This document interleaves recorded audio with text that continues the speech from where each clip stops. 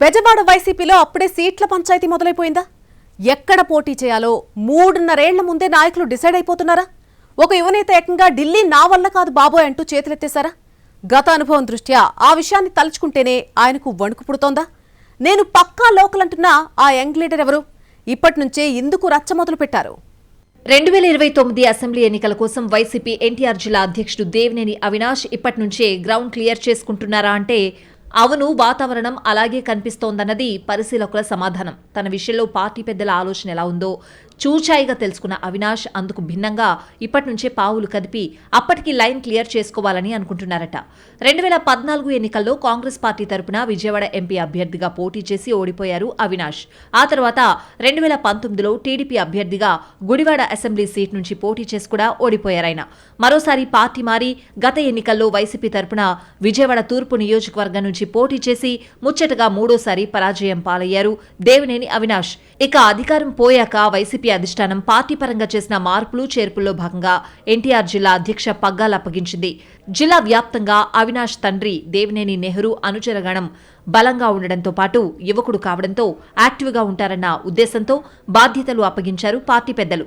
దీంతో ఈసారి వైసీపీ తరపున లోక్సభకు ఆయన అభ్యర్థిత్వంపై చర్చలు మొదలయ్యాయి. అధిష్టానం ఆ ఉద్దేశంతోనే ఆయన జిల్లా అధ్యక్షుని చేసిందన్న మాటలు సైతం వినిపిస్తున్నాయి బెజవాడ పొలిటికల్ సర్కిల్స్లో. జిల్లా పార్టీ అధ్యక్షుడిగా ఉన్న అవినాష్ను లోక్సభ అభ్యర్థిగా బరిలోకి దింపితే ఎలా ఉంటుందని పార్టీలో కూడా గట్టిగానే జరుగుతోందట. పార్టీ వేరైనా గతంలో ఎంపీ సీటుకు పోటీ చేసిన అనుభవం ఉండడం కూడా ఈ చర్చకు ప్రధాన కారణమని సమాచారం. ఇక ఇదే సమయంలో వైసీపీ విజయవాడ పార్లమెంట్ సీట్లో వరుసగా 3 సార్లు ఓడిపోయింది. పార్టీ ఏర్పాటైన దగ్గర నుంచి ఒక్కసారి కూడా ఈ సీటును గెలవలేకపోయింది.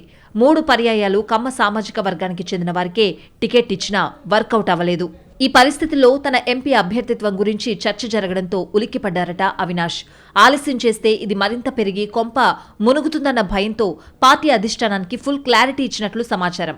ఢిల్లీ నా వల్ల కాదు, నేను పక్కా లోకల్ అని తేల్చి చెప్పేసినట్టు సమాచారం. ఎంపీ అభ్యర్థిత్వం నాకు ఇష్టం లేదు, అసెంబ్లీకే పోటీ చేస్తానని చెప్పి అదే విషయం అధిష్టానం దృష్టికి వెళ్లేలా జాగ్రత్త పడ్డారట. తన తండ్రి ఎప్పుడూ అసెంబ్లీకే మొగ్గు చూపారని తాను కూడా అదే బాటలో నడవాలనుకుంటున్నానని అనుచరులకు కూడా చెప్పేశారట అవినాష్. దీంతో ఆయన ఢిల్లీ వెళ్లేందుకు ఆసక్తిగా లేరని క్లారిటీ వచ్చినట్లయిందంటున్నారు.